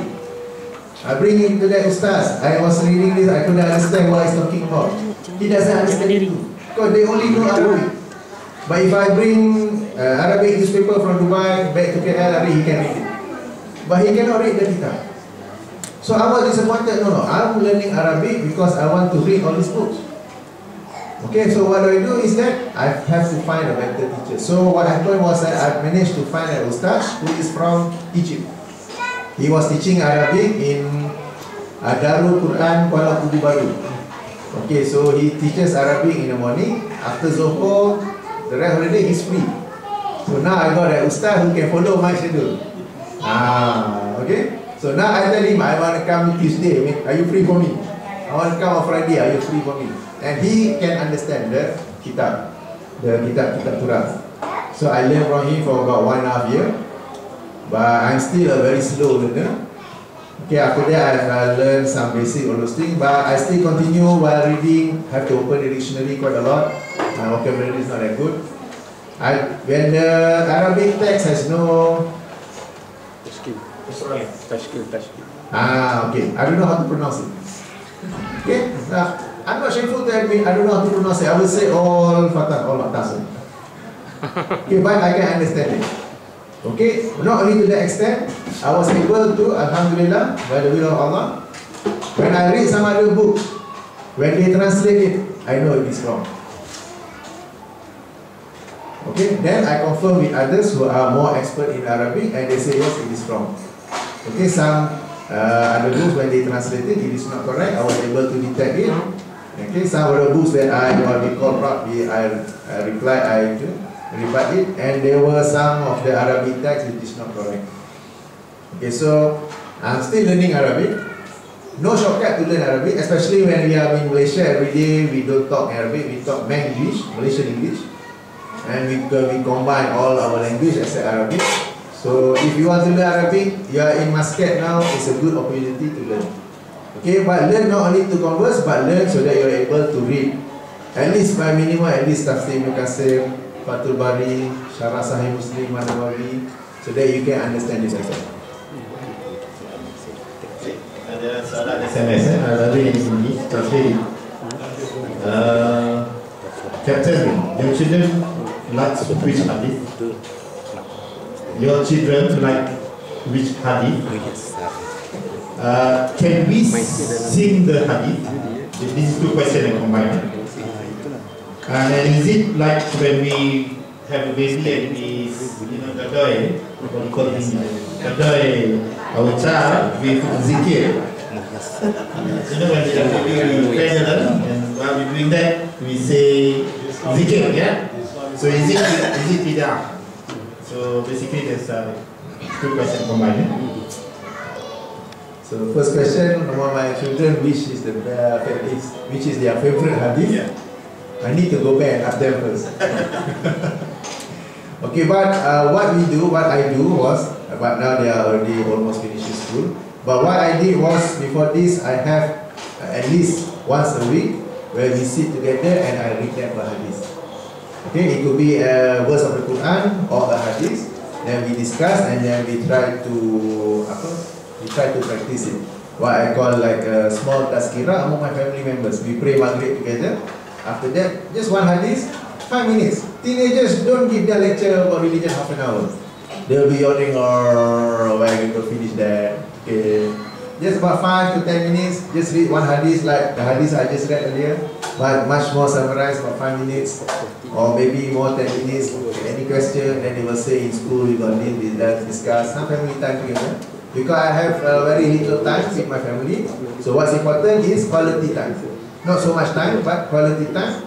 Then we have dinner together. So that's what I practice. What is their favorite hadith? I have to ask them first. Okay, can we sing? Can we sing hadith? Can we make hadith a song? Okay. Yeah, make the hadith a song. And can we, while cradling our, we do zikir? Okay. Is it a bid'ah? Can we sing hadith? Okay, a friend of mine, his name is Ifu Nasir, okay, in Malaysia. He sings hadith. The Matan Arba'in, he sings. In fact, he is able to play guitar, and he sings by playing guitar. I asked him why. He said, anybody who listens to music, they can memorize the lyrics. Even let's say you hear one song 10 years ago, suddenly you hear it again, you play on the radio, you can follow through and you can sing the lyrics. Because when the text is melodious, it's easier to remember. When you just read hadith straight, people don't remember. So his ijtihad, it is not a mujtahid, but I can say his reckoning, his ijtihad, is that if you make the hadith like a song, it is easier, inshallah, for people to remember it. So that's what he tried to practice. He said he did discuss with a few scholars in Malaysia at that time.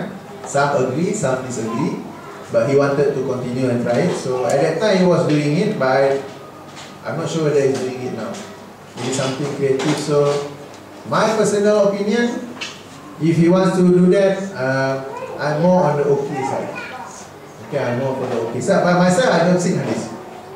Okay, when I see some hadith which is very interesting, I read it many times until I remember. Okay, I read it many times until I remember. Indirectly, I am memorizing it. Okay, but I don't sing hadith. Can we sing zikir while cradling a baby? What do you think? I ask the audience first. I think you can. Because they were more cautious, could it be a bid'ah? Like for example, what I do, I share my experience when I'm driving, when I'm sitting and doing nothing. Initially, in my days when I call my days which are busy, I used to sing songs. Now I sing Ayatul Kursi. Allahu la ilaha illa huwal hayyul qayyum la ta'khuzuhu sinatun wa la nawm lahu ma fis samawati wa ma fil ardi. It's beautiful. When you understand the meaning of this Ayatul Kursi, it's mind-boggling. It is magnifying Allah subhanahu wa ta'ala's His personality and imagining yourself. It's beautiful. I don't see anything wrong with it. Okay, what about the opinions of others?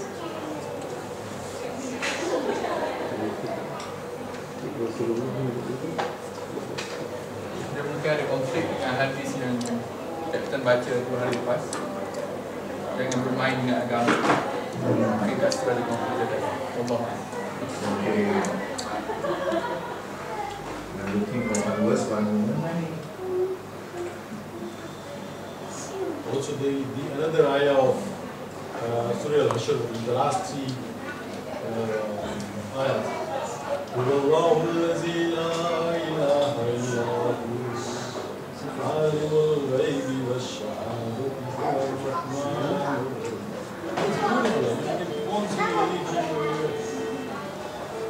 Okay, when we come to this question of zikir and to make it melodious or singing, okay, I would like to bring our attention to Surah Al-A'raf. Okay, verse number 205. Surah Al-A'raf, Surah number 7, verse number 205, where Allah Subhanahu wa Taala said, "A'udzubillahi minasyaitonirrajim. Wazkur rabbaka fi nafsika tadarruan wa khifatan wa dunal jahri minal qawli bil qadiwi wal asali wa la takum minal ghafilin. And remember your Lord, do zikir. Remember your Lord by your tongue. This is the English translation of Muslim Khan. By your tongue and within yourself. Within yourself, nafsika. Humbly, with fear, without loudness in words. In the morning and in the afternoon, and not be those who are neglectful. So when Allah SWT asks us to do zikir, okay, it is not that we sing the zikir. It is not that we are being like having fun about it, but it is because we are mentioning the name of Allah. It is not we are mentioning the name of our children or our friends. We can do it in any way we like, but we are mentioning the name of Allah. Where we remember Allah, we will be so afraid. We will feel we are so small. Okay, remember your Lord by your tongue within yourself. Alright, humbly, with full, okay, merendah diri, humbly, and with fear, without loudness, with fear, because we are mentioning, Alhamdulillah, we are mentioning Allah. Allah Akbar, we are mentioning about Allah. We are talking about La ilaha illallah, we are mentioning about Allah. Without loudness in words, and in the morning, afternoon, and be those who are, be not of those who are neglectful. Okay, Surah Al-A'raf, verse number 205. So based on this particular verse, zikir is meant to be done quietly within yourself, full of focus, full of khusyuk, full of fear, full of humble. Except when there is a sunnah from the Prophet ﷺ to do it loudly. For example, the zikir during Eid. Okay, the takbir for Eid. Then you can do it loudly. Or during Hajj, you can do it loudly. But let's say, for example, the question earlier when cradling our baby, myself, my opinion, to be on the safer side, I will do it. Okay, my opinion. Slowly humming. But if you are actually doing the actual zikir, Subhanallah, Subhanallah, but you are actually doing it full of khusyuk, full of fear of Allah, full of humble, but at the same time cradling, that's okay. Because when the question say singing, I'm afraid it might go to somewhere else. Shouldn't be disturbing others. Yes. So if it's done full of like, okay, remember here, Al-A'raf 7 verse number 205, full of humbleness, full of fear of Allah, because you are mentioning His name, you are praising Him. Or let's say you are astaghfirullah, astaghfirullah, you are zikir, thinking about all the bad things you have done, hoping for His forgiveness. It shouldn't be something like you are singing as a concern. So that's my concern, and that was my answer. We open up for verbal questions. There are one on SMS. Can I request some other audience? So we allow maximum participation. Ada lagi sebelum market to you, Emma? Don't be offended. Anything else? Anybody else want to ask questions? Comments? Feedback? Okay, feedback, Anna, please. MH 70. Was it a misfire? Wrongly targeted or intentionally targeted? Was it ground to air missile or air to air missile? What's the insight or insider story? Okay, the question is about MH17. Okay, the flight from Amsterdam to Kuala Lumpur who got shot down. So the question, is it intentional or not intentional? Okay, the report shows that by examining the fuselage, the damage, the bullet holes were of machine gun. Okay, and certain millimeter, I can't remember, but it's a big bullet, this size. Okay, it's not a pistol size. Okay, and it is being fired through the cockpit. That means it is intentional. Targeted. Because let's say the fighter jet is not from air, not from ground to air. Now let's say for the fighter jet, machine gun, the range is not that far compared with missile. Tengok movie banyak. Okay, so machine gun, the fighter jet got to come within certain range, 100 to 100 meters, correctly identify and then fire. So now the machine gun was targeted, fired at the cockpit. That means targeting specifically the pilots.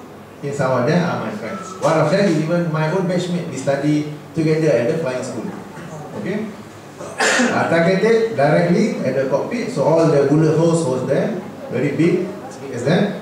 Alright, so that means it is intentional. It was not they got the wrong aircraft. No, because you can see the aircraft at the time. Okay, so let's say he accidentally pressed the button. Okay, it could hit somewhere else in the fuselage. The aircraft will be damaged, it will be unpressurized, but still fly and make an emergency landing somewhere. But when you target the pilot at that cannot fly anymore. Okay, but it was so many bullets, the fuselage was, because internally it was pressurized.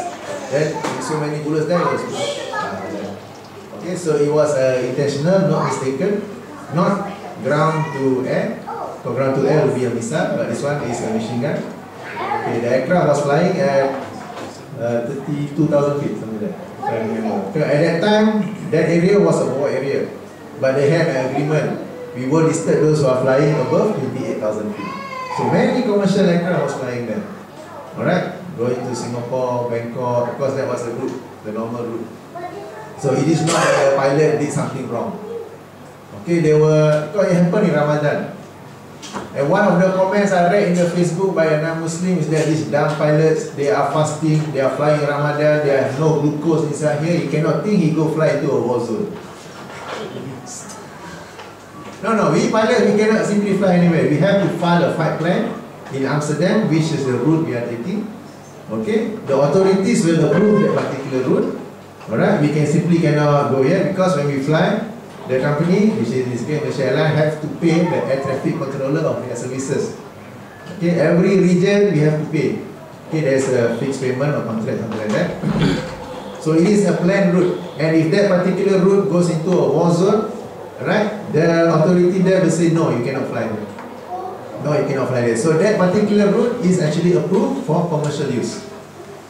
Okay, approved for commercial use. Okay, there's no reason for because they are fighting down there on the ground. There are no reason for them to. Sometimes they have the motor. It doesn't go over 28,000 feet. Okay, so it was not a mistake by the pilots. Okay, the investigation done was that the pilot followed all the procedures correctly. The aircraft flight plan routing was also planned according to the correct civil law, civil aviation law. So it was shot down by. Nobody wants to say who shot down. Okay, never mind. They are, this is the dunya, in akhirat they will get it. Okay, they might be, we don't know who do it, but we as Muslim, we know in akhirat Allah SWT will show who does it actually. Who's the fighter pilot and who was the army general who said shoot the aircraft. Because fighter pilots, they cannot shoot without approval. They have to ask from their big bosses, their big general whatsoever, can I shoot or not? And they got, in fact, I think they have double confirm, triple confirm like that. Same thing like many years ago, there was a Korean airline, 747, shot down by the Soviet. So that pilot also has to get his approval from his general whatsoever before him. Even the switch to fire as a guard, so that you don't accidentally, you have to raise it up and then we crash. Okay, so it was nothing to do with something like what, unintentional like that. One question from Mr. Matt. How did you start involving in the field of dawah, and what is your turning points? My turning point, I won't say turn, like it was a very slow turn. I started, okay, I was also during my, when we say Jahiliyah day, I was a KL boy, city boy, St. John's institution. Okay, I don't go for girls, girls go for me. Okay, sorry.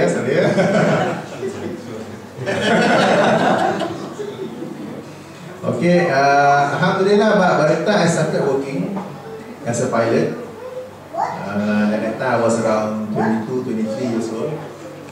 What I was thinking was that I have enjoyed life all this while. Enjoy until my exam result was super bad, very bad. Okay, enjoy. Now I want to do something serious. I want to do something more worthwhile in my life. So the thing that I wanted to do more is that, what is Islam all about? I learned what Islam in school just to memorize.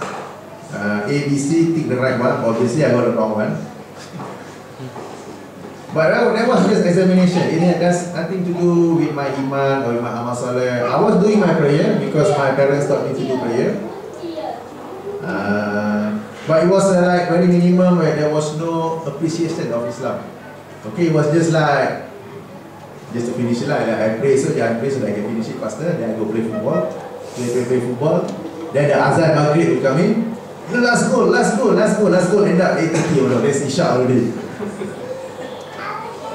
Okay, but Alhamdulillah, then I started to pay attention, and then at that time in my house, I was staying in Bangsa, Kuala Lumpur. Nearby, within walking distance, there's a mosque, Masjid Abu Bakar As-Siddiq. So I go there, I start to learn about Jemaah prayer. Before that, I only go for Friday prayers. I started to attend Jemaah prayer. Then, that particular mosque is very active with a lot of Islamic lectures between Maghrib and Isha. So whenever I'm not flying, I just go and hear. I hear, because then every day there's a lecture. I hear, but when I was hearing the lecture, I noticed most of the ustaz, other than I was saying earlier, they are fat, unhealthy looking, whatsoever. They talk about religion as if it is stories. According to this, according to that, I don't hear any words of the Quran. I don't hear any words of the Hadith. And they can make jokes, very good jokes. You feel like rolling on the floor laughing about it. But at the end of the day, okay, finish, I go back. It doesn't give any impact to me. Except there's one or two ustaz, teacher who come. His teaching he's not very good in public speaking skills. But his lesson is full of verses of the Quran and of the hadith of the Prophet sallallahu alaihi wasallam. At that time, I don't know much. He was mentioning Imam Muslim. I was wondering, why is there Imam non-Muslim? Because during my time, I only know Imam Shafi'i. I only know Mazhab Shafi'i. Suddenly Imam Muslim. Imam non-Muslim. And then Imam Bukhari. Okay, I know Nasi Ibrahim Bukhari lah. Nasi Bukhara, I know what is this Bukhari all about. What is this Tirmizi? What is this Abu Dawud? Was thinking, because when he mentioned the hadith, he will say, recorded by Al-Bukhari, recorded by Abu Dawud in his Sunan, recorded by Ahmad in his Musnad. So I don't know who this guy is, but I know he was, every time he mentioned the hadith, he will mention who recorded that particular hadith. So I made initiative. At that time, no internet. No internet, so I made initiative to look for books, the biography of the hadith scholars. I look, then I found one book. It is translated into Indonesian, okay, Arabic book. So I was reading, so I know, okay, Muhammad bin Ismail al-Bukhari, okay, Muslim bin Hajar, okay, his name is Muslim, okay. And then that's how I make my own initiative to learn. And then while he was mentioning about certain ayat, Ibn Qasir said so and so, Al-Qutubi said so and so, who is this guy? Tabari said so and so. I go and find biography of scholars. Then I know about all these scholars of tafsir. And then I started to know, oh, after the Shafi'i, there's also Imam Malik. Never mentioned one lah. There's also Imam Ahmad. Okay, there's also Imam Abu Hanifah. Oh, there are many other scholars. So I make my own initiative. But trying to look for the correct book is also another challenge for me. Because at that time, not many people want that kind of book. They want story books also. They could be academicians. They have very big books within their own field, engineering, medicine, architecture, law. But when it comes to the deen, when it comes to the religion, they want simple books. They want story books. They don't want books that may talk about or discuss religion in a deep way, in an academic way. But there are a few that I managed to find, I read, and because I will be flying most of the time, so that's when I read most of the time. At the same time, I'm looking like, oh, where's the aircraft going? I don't want to be flying and then I miss the destination. It actually happened a long time ago when the World Cup was held in Brazil. The pilots was listening to the radio on the football game. They were listen, they were flying somewhere to Rio. They missed the destination. They continued until the aircraft ran out of fuel and true story. On that. So when they redo the investigation, whatever, pilot was listening to the radio World Cup. This one confirm balik kan? Okay, so I was reading in the cockpit, okay, but I was also paying attention where the aircraft is going. Alright, and then so after that, I personally approached that particular ustaz and asked him, can I learn more from you? Other than this mosque, which other mosque do you go? So that I can follow you. Now this ustaz, he gave me a very funny answer. No, you only come here when I teach here. Other days, when you have free time, you go look for this ustaz, you go look for this ustaz, Ustaz Abdullah Yassin. His name was Ustaz Muhammad Iqbal. Okay, but he mentioned, you go look for this ustaz, name Husseini. You go look for this Ustaz, the name Sofan Badri. You go look for this guy, the name Abdullah Yassin. Why cannot learn from you? No, you have to spread the knowledge. Don't only follow one. So I was thinking, when we want to relay religion, must follow one teacher only. This guy, he doesn't want me to be taksub to him alone. The knowledge is mine, go learn from others. That's where I have, okay, now I know this guy. But then again, no internet, no Google. This guy, Ustaz, where does he teach? Okay, he gave me the address. No Google Map. Got to look for it somewhere. Where is it? So, quite a bit of effort, but Alhamdulillah I managed to find. Then that is where I managed to learn. I get more interested in religion because now I'm learning Islam in a more convincing way. The Quran before this, I only know Surah Yasin. In Malaysia, they only read one verse of the Quran, Surah Yasin. The other part they don't read. They read Al-Fatihah, start, in the middle Yasin, at the end the Qul Huwallahu Ahad. The other parts, most of them don't read. So I only know Yasin.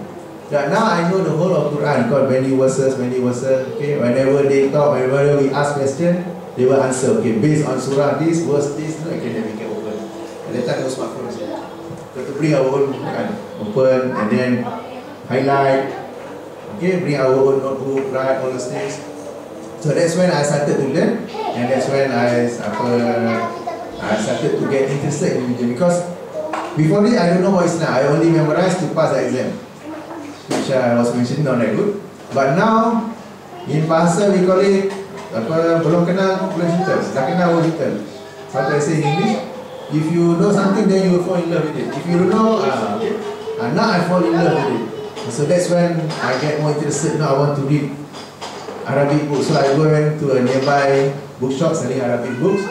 I was looking. So Sahih Bukhari was out of stock, Muslim was out of stock. They only got Musnad Ahmad. Nobody wants to buy 20 volume. Okay, I buy. So that was my first Arabic book. Okay, I got it done. Now I got 3 versions of Musnad Ahmad. Another one was Tahqiq by Syekh Shu'aib Al-Naud, and it's still 50 volumes. Okay, very big, very good tahqiq. So I explain the hadith in a very good way. Okay, so that's how I started. And then, if I may continue, I start to write books. Why? Because by writing, it will force me to study the particular subject in depth.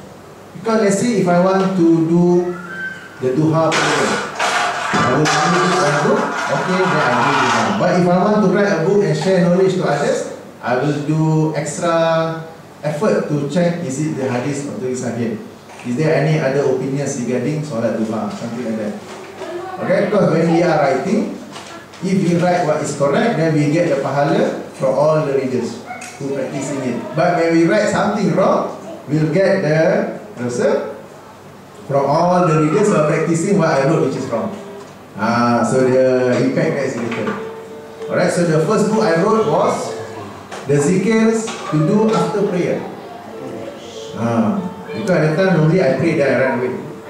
Now I pray, I want to know what the zikir, because the imam, the mosque normally read zikir, but different imam read different zikir. I was wondering, what does the Prophet ﷺ read after the prayer? So I do a research on that subject, excellent research, then I wrote a book about it. Okay, the title is Zikir selepas salat fardu, the zikir after the fardu prayer. My second book, there's another question famous in Malaysia, was the doa kunut recitation during the Fajr prayer, subuh prayer. Some say read, some say don't read. I get confused. Which one now? So I do a research, then I write a book. The title is doa kunut, dibaca atau tidak? The title of the book, the kunut, do we read or not? This is a simple one. So that's when I started to write. Now, alhamdulillah, I've written 49 books. Okay, 49 books, and also edited, co-authored another 25 books. Okay, so alhamdulillah. So I started there, slowly. I target 1 year 1 book, but alhamdulillah, Allah SWT helped me to write sometimes 2, sometimes 3 books per year. Okay, so that's where how I started. Okay, that one was writing only. Then when people start to read my book, they invited me to give talks. Oh man, how I was supposed to do that? Okay, during my school time, they were public speaking. You have to supposed to practice talk. That one I only missing in action. So the first talk organized was in Al-Khadim, Ustaz Husaini's place. Okay, so I wrote one of the book is 20 hujah golongan anti-hadis. 20 arguments of the anti-hadis, those who reject the hadis, and how do we reply it. Because at that time in Malaysia, there are those who say we only follow the Quran and we don't want the hadith of the Prophet Sallallahu Alaihi Wasallam. Okay, so they have certain arguments, they say this is the reason, this is the reason. So I answered them. So there are 20 most common hujah, and I answered them. So they called me to give a talk on that subject. And among those who were present were the anti-hadis themselves. Okay, the Quranists only. So that was like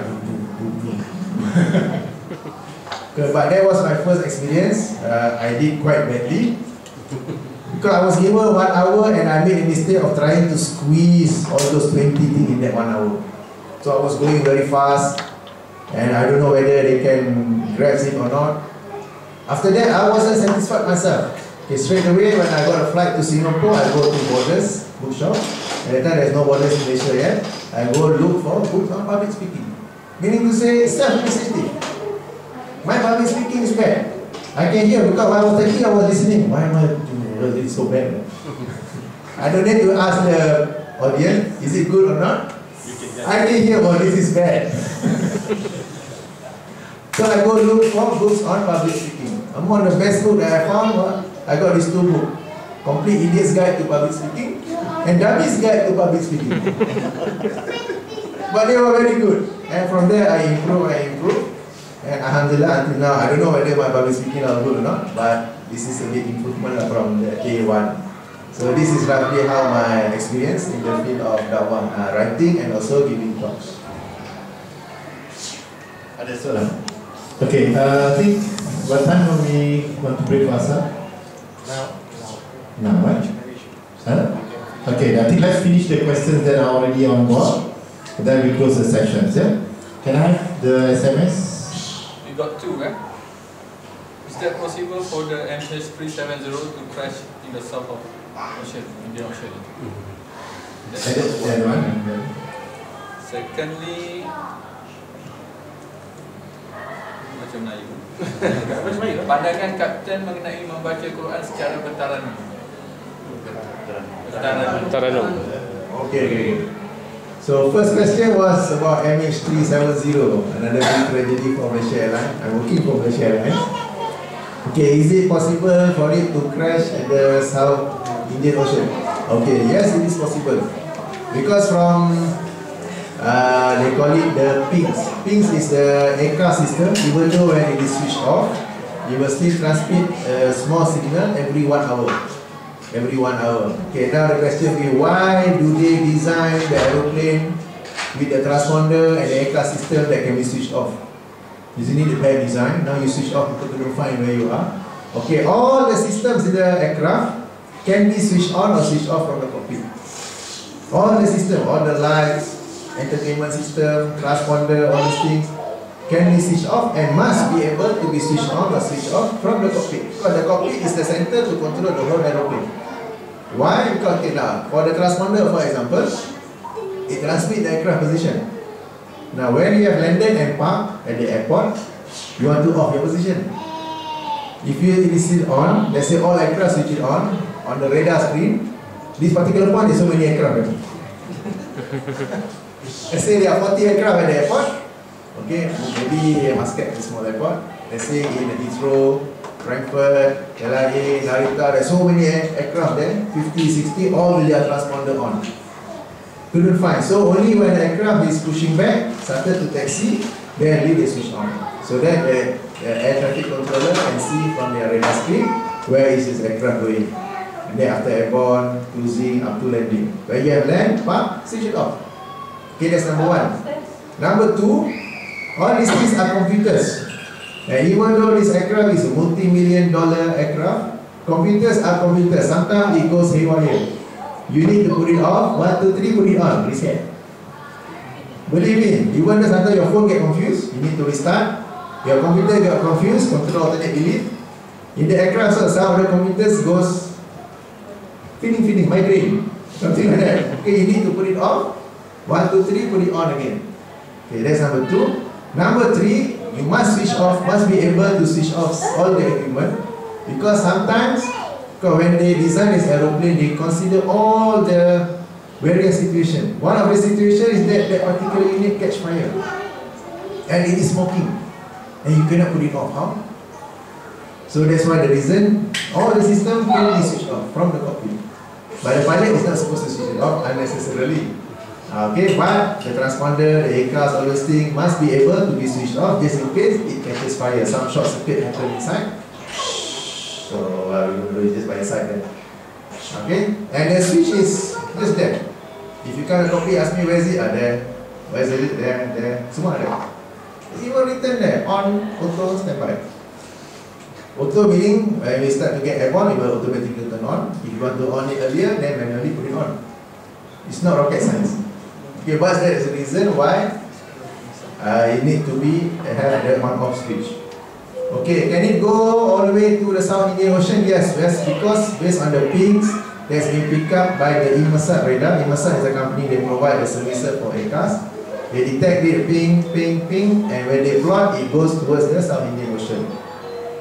But then there's a curve on where it hit Y, like what we learned in school before, based on the fuel on board, the distance that it can travel, the last ping it can go about 100 nautical miles. 100 nautical miles from the last ping, they draw a circle. So it should be somewhere here. That's why there's a curve on where the search area is. Okay, can it crash into the South Indian Ocean? Big question. Because if it crash land, what we call crash land, it landed, it will float. The aircraft is designed to float in a certain minute. So then you can open the door, passenger with their life vest, go out. Okay, and then the slide, they can be used as a raft. Okay, so it's supposed to float only after, I'm not sure how many minutes, it will start to sink slowly. That's why it is crash land. If it is crash, it will break. It will break apart. A lot of things will start to float. Even the life jacket, if it's not inflated, it will start to float. The cushion will start to float. A lot of things will start to float. But now the question is, if it is crash land, all the passengers goes out, where are the passengers? If it crash land, the aircraft breaks apart, why are there nothing at all that is floating around? So that is why the big question is mind-boggling to all the everyone actually. Everyone is thinking what happened to that particular aircraft. It doesn't crash land, it doesn't crash, so they were wondering what happened.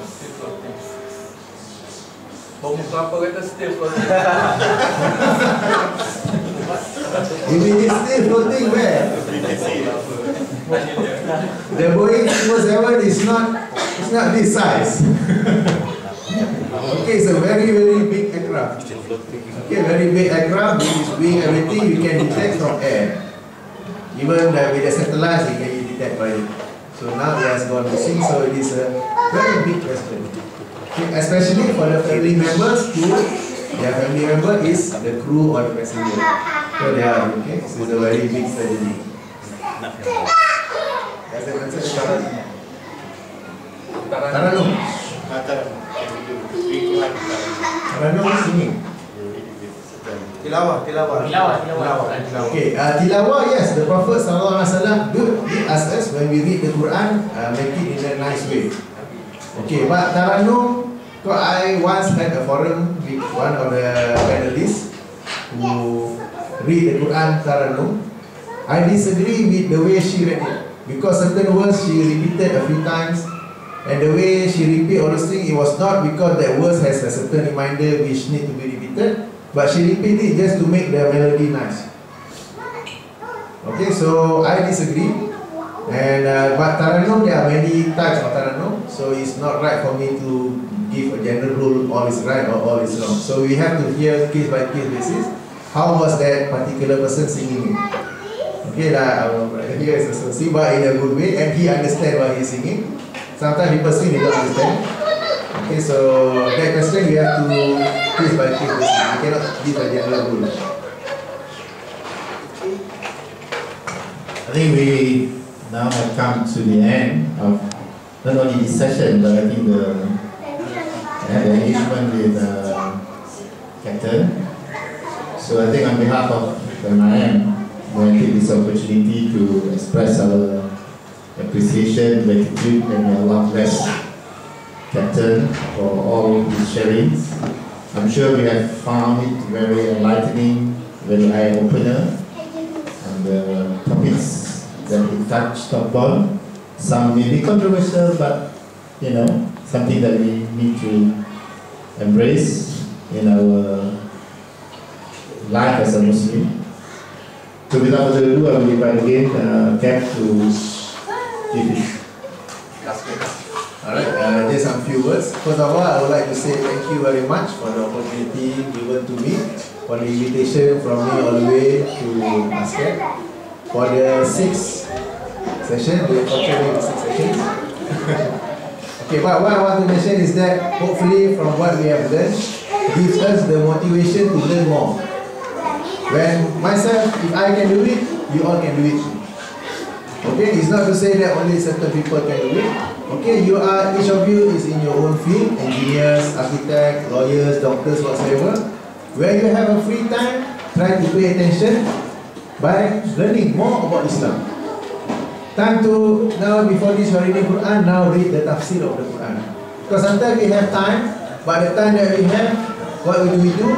We decide to open business and sell clothes. The time that we have, we start open business, sell tudung, headscarf, whatsoever. But the time that we have, make use of Islam, learn more about Islam. Alright, Islam is not that tough. It's not rocket science, but it's not that tough story. It's in the middle. We are not learning to be mustahids, but we are learning so that we understand Islam more, we appreciate Islam more, and we can relate their knowledge to our family members, to our friends. When our friend asks us something, we can actually answer according to this verse, according to the hadith. Not according to what I normally practice, was so and so, so and so. Alright, so we are able to convey Islam in a better way. Okay, because during the time of the Prophet ﷺ, when people ask him questions, he doesn't simply answer halal, haram, makruh, halal, no. He will answer by giving the hadith ﷺ. Then the person who asks will be satisfied with the question, with the answer. Okay, number 2, what I have said before this, there might be some error, or maybe by other scholars, whatever. When you do your research, hey, Brother Hafiz said something that's not right. Please do correct me. I also want to learn more about it. So what I have said before this, later you find something else that is more convincing, better proof, or let's say I said a hadith which later you check it is not sahih, something like that. Please tell me so that I can learn and I can correct. So you can contact me through my email, my Facebook, or through the Secretariat of Majlis Ilmu Muscat. You can contact me also. Alright, so don't keep to yourself, or don't start to talk, you know, this guy was saying about all those things. Okay, do correct me also. So that's it. We close with tasbih kifarah. Subhanakallahumma hamdika, asyhadu an la ilaha illa anta, astaghfiruka wa atubu ilaik.